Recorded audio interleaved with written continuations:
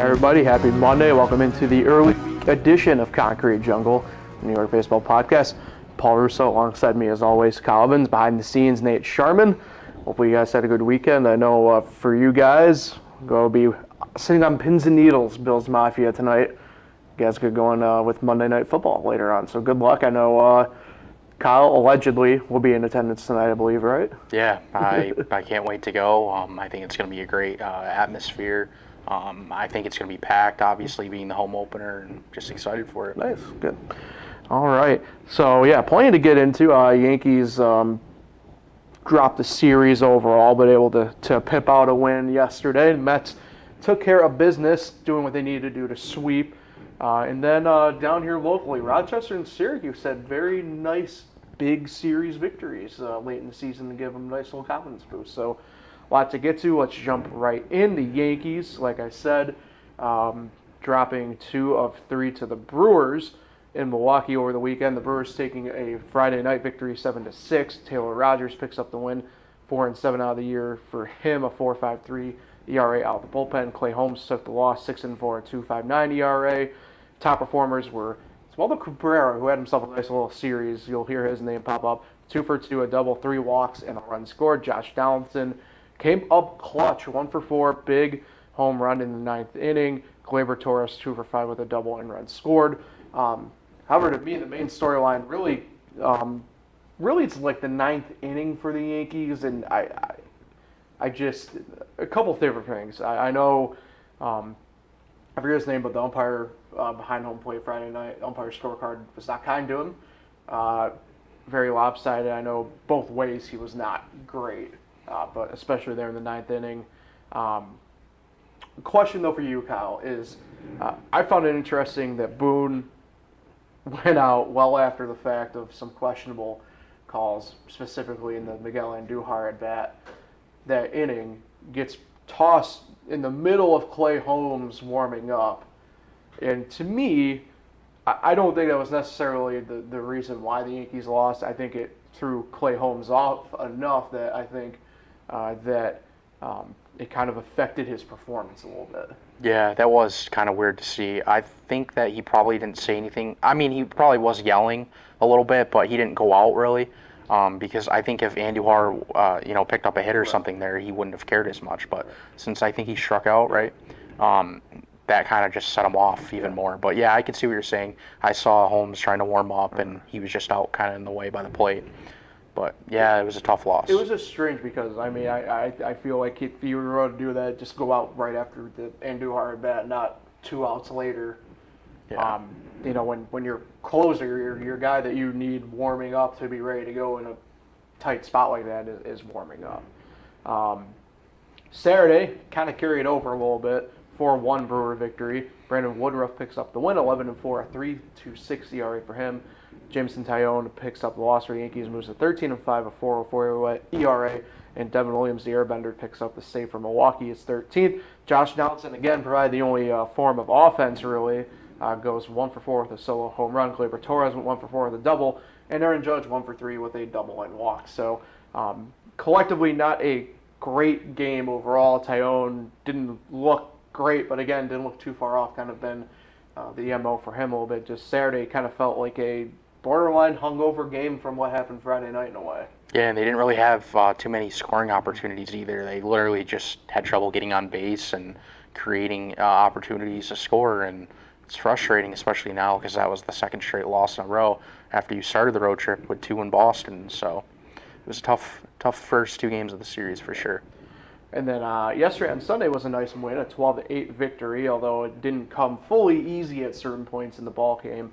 Garrett Cole gets the win, moves to 12-7 on the year for his record, a 3.41 ERA. Hobie Milner picks up the loss for Milwaukee, 3-3, a 3.88 ERA for him. Anthony Rizzo comes back in a big way over the weekend. Really good spot for him on Sunday, 3 for 6, solo home run and 2 runs scored. Oswaldo Cabrera once again 3 for 4, home run, a double, a walk, 2 RBIs and 2 runs scored.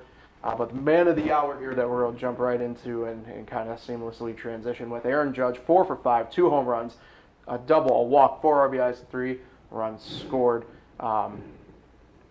Big boost win going into obviously an off day today, a travel day to come back home.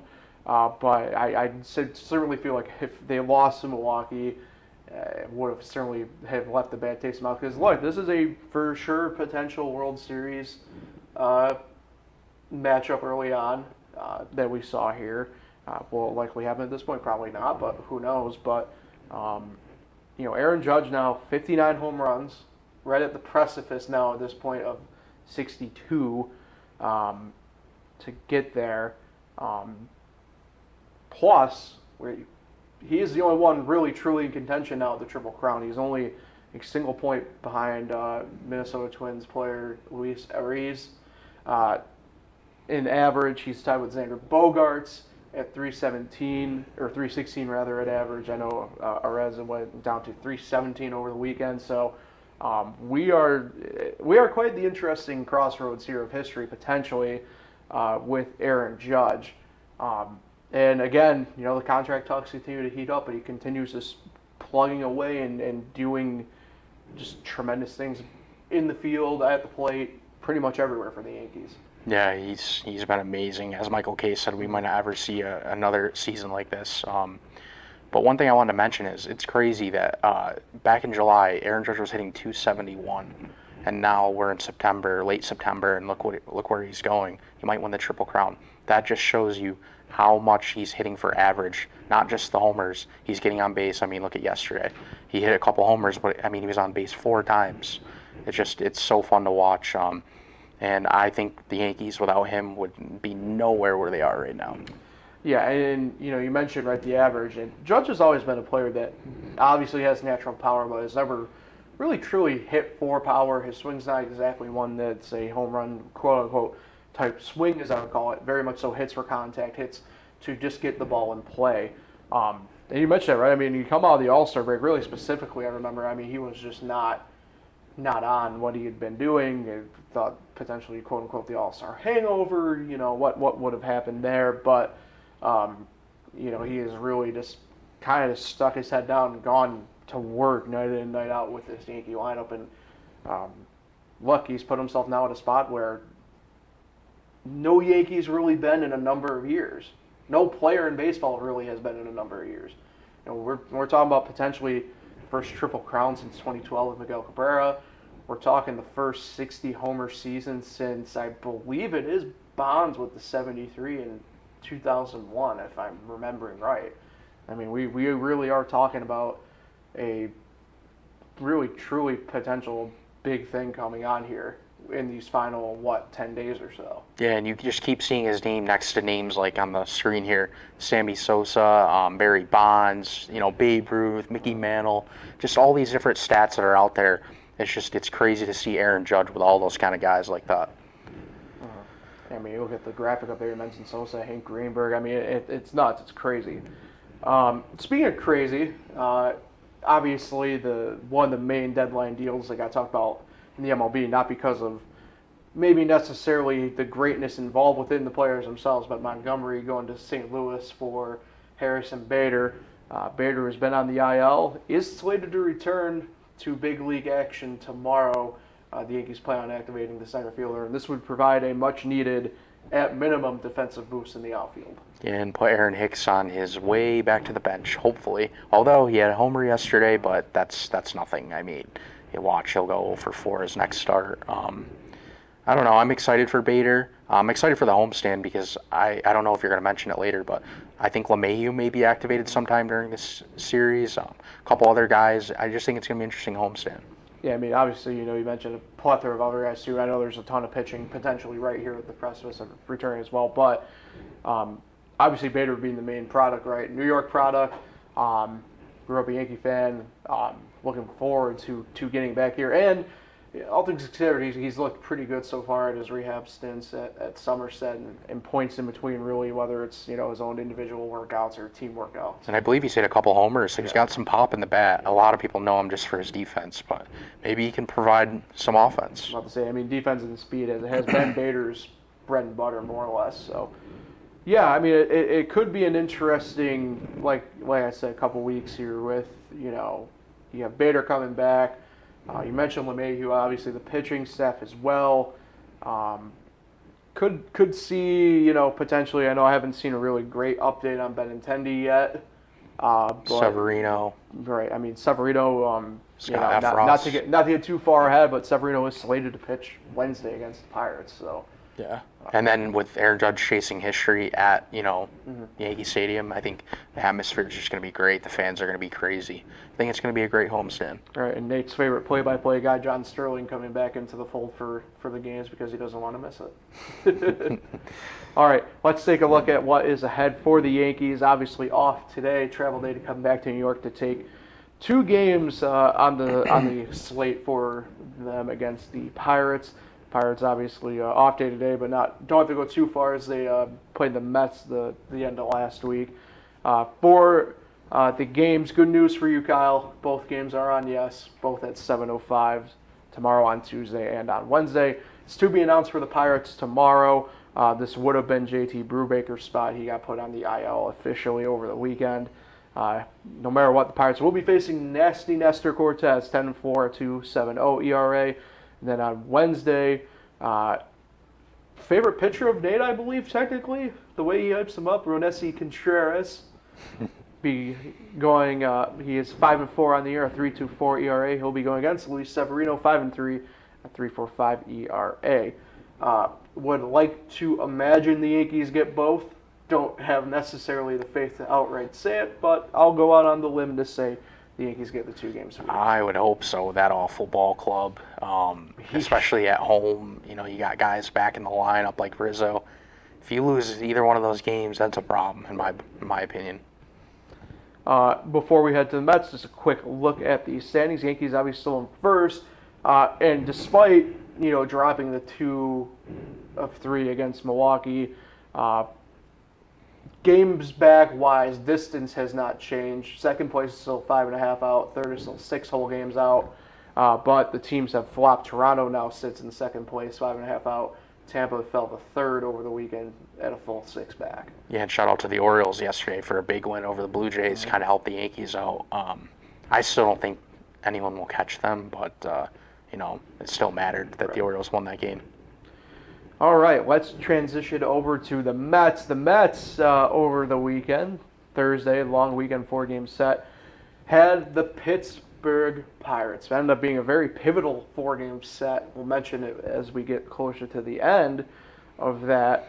But it was a series that we both had different feelings on. I know I said they'd take 3 of 4, do what they had to do. I know you said a true split, but the Mets able to just handle business over the weekend against Pittsburgh. Thursday, 7-1 Met victory. Carlos Carrasco gets his 15th win on the year. 15-6, 3.70 ERA. Loss goes to JT Brubaker, 3-12, a 4.58 ERA. Carrasco went 6 innings, gave up 4 hits, an earned run, and 11 strikeouts. Revenge series, Danny Vogelbach, 2 for 2, a 2-bagger and 3 RBIs, and then Pete Alonso went 2 for 3, a walk, a hit by pitch, an RBI, and a run scored. So obviously, out of the gate strong, transitions well over to end up being a closer game on Friday than I think they initially thought.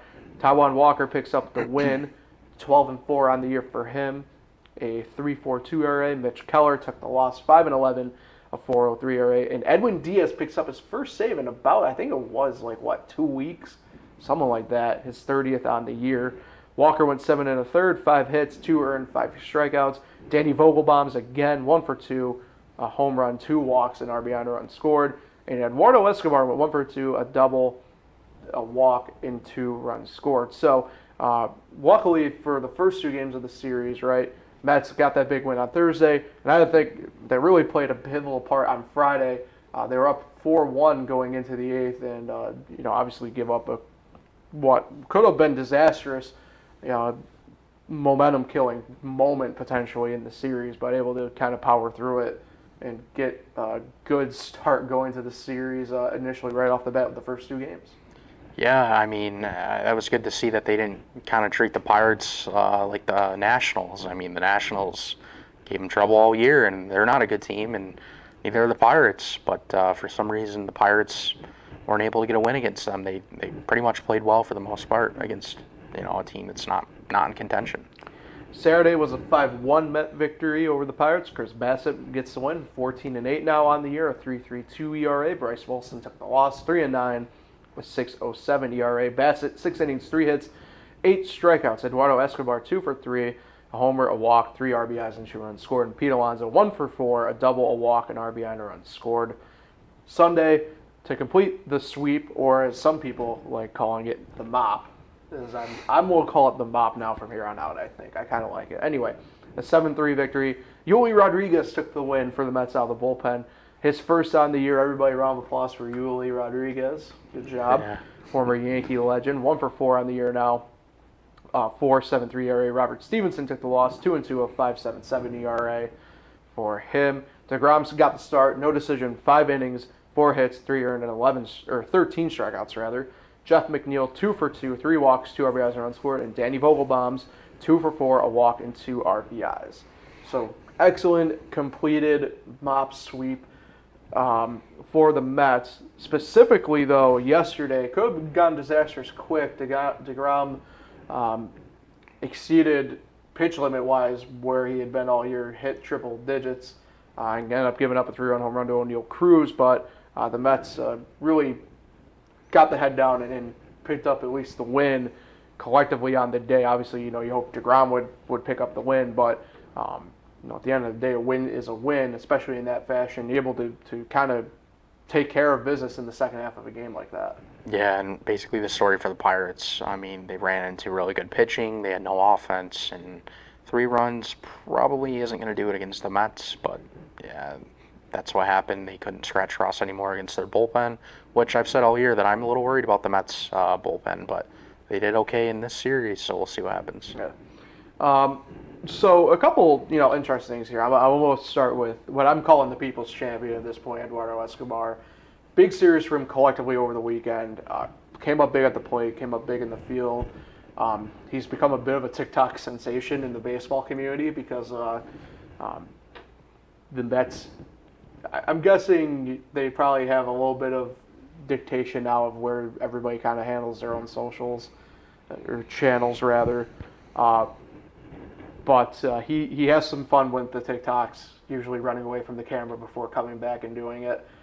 But Eduardo Escobar, one of the free agent signings, the year started off really good for him, kind of simmered out a little bit over the summer, got dinged up, but has really come on good late after coming back from having a oblique issue and quad issue, and has really come on good. And this will be a big piece for them moving forward because, one, he's got a really good bat, he's got a really good glove, but this is a guy who kind of knows what he's doing out there with the Diamondbacks.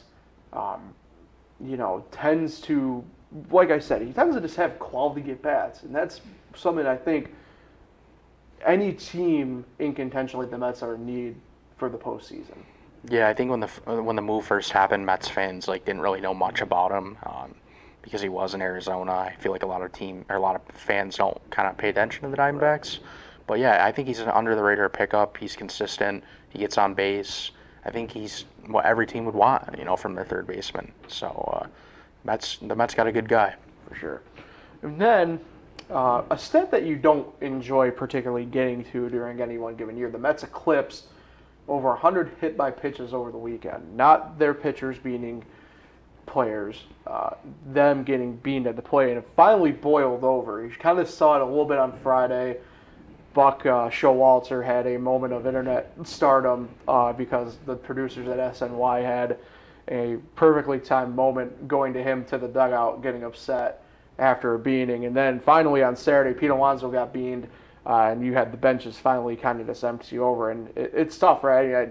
I think rarely now do you ever see pitchers deliberately out to hunt a guy at the plate. But at the end of the day, I mean, we've all played varying levels of baseball in the room, and I feel like I can speak for all of us. I say getting beamed is like something that you never want anyway as a batter, let alone whatever level it is.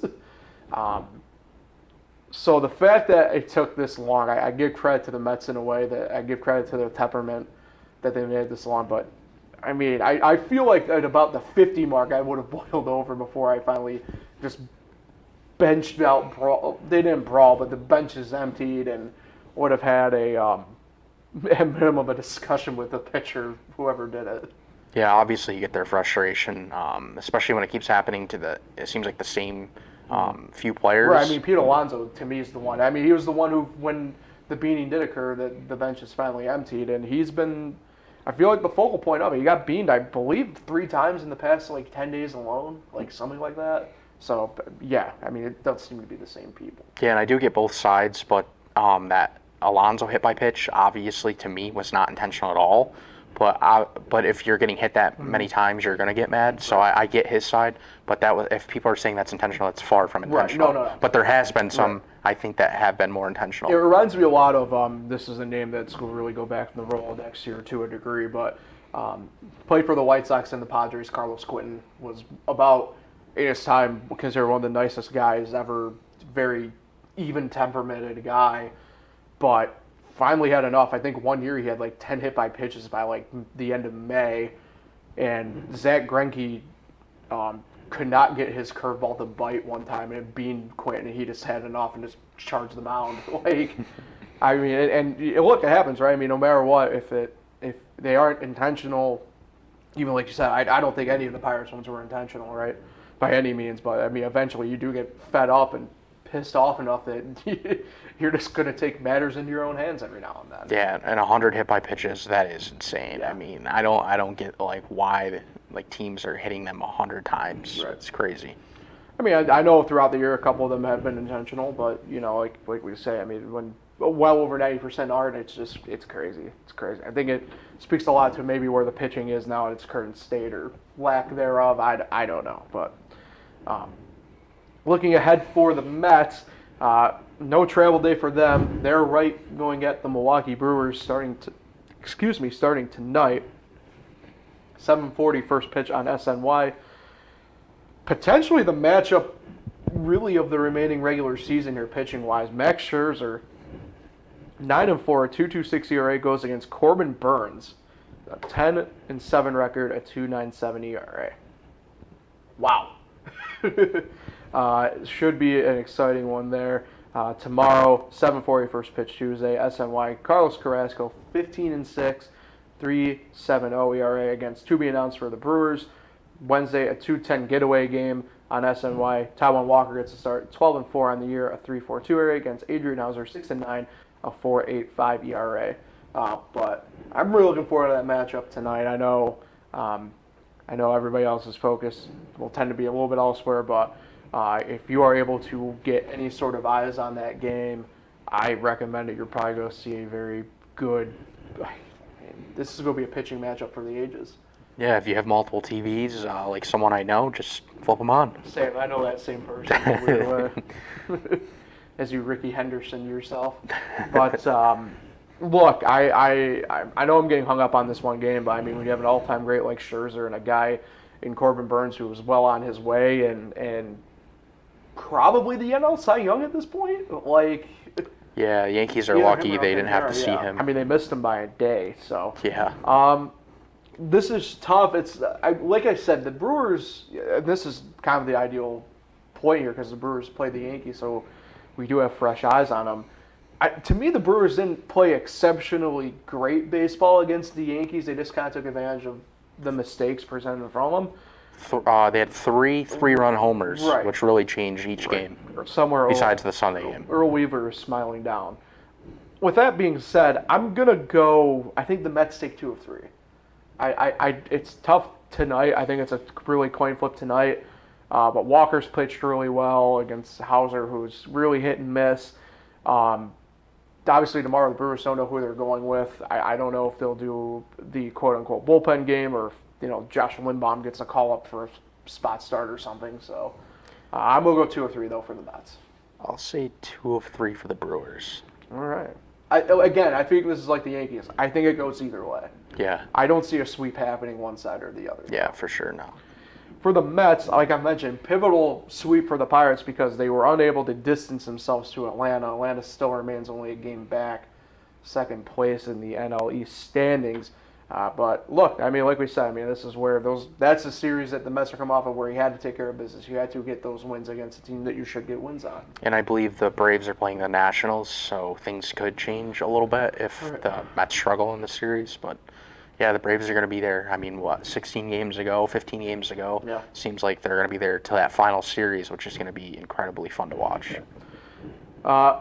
Speaking of fun to watch, it was a fun weekend if you were in Rochester or Syracuse watching the Red Wings or the S-Mets, both taking the week-long series 4-2 against their respective opponents.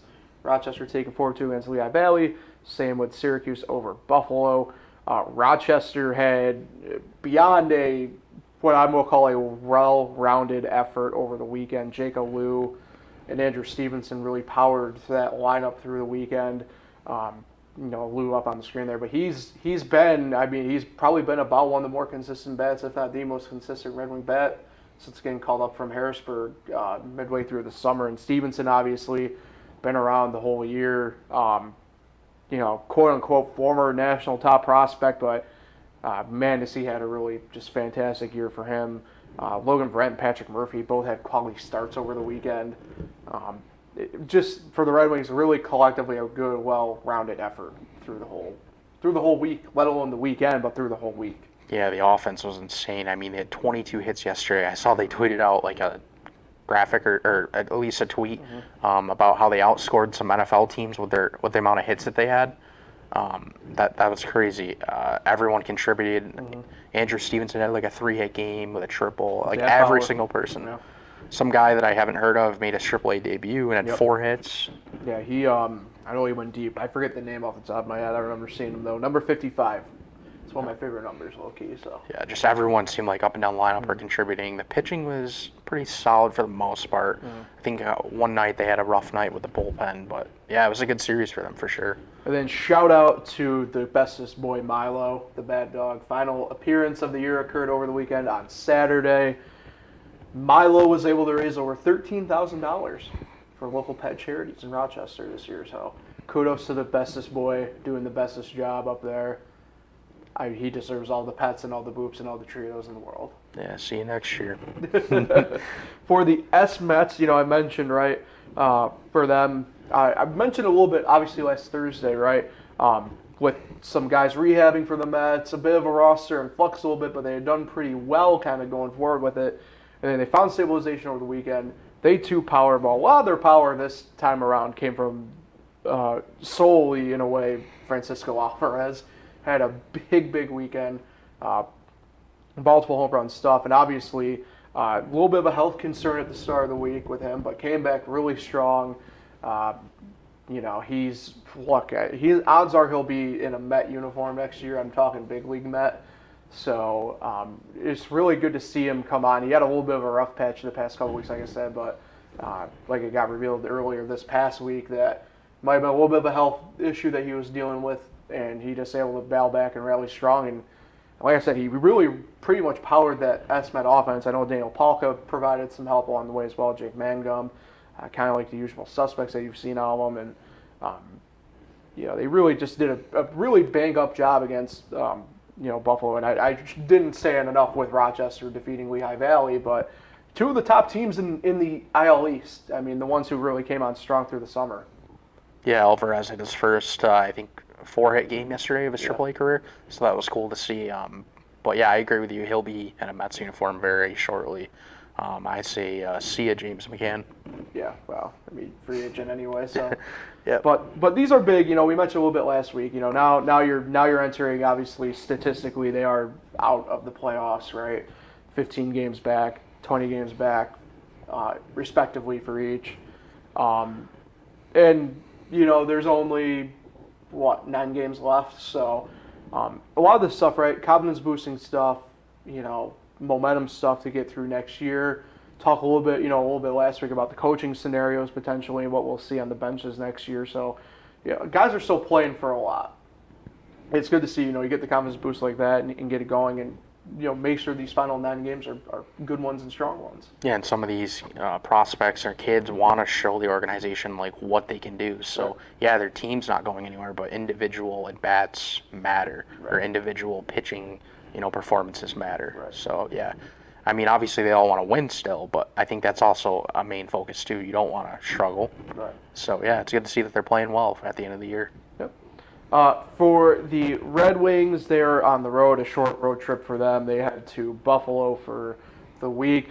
For Syracuse, they head to Worcester to play the Who Sox one final time. So, again, we'll mention this a little bit next, at the end of the week, but they do return home, each team, for 3 games next week as part of the AAA extended season that we have now. So, not completely out of the woods yet to go out and see them, but certainly on borrowed time.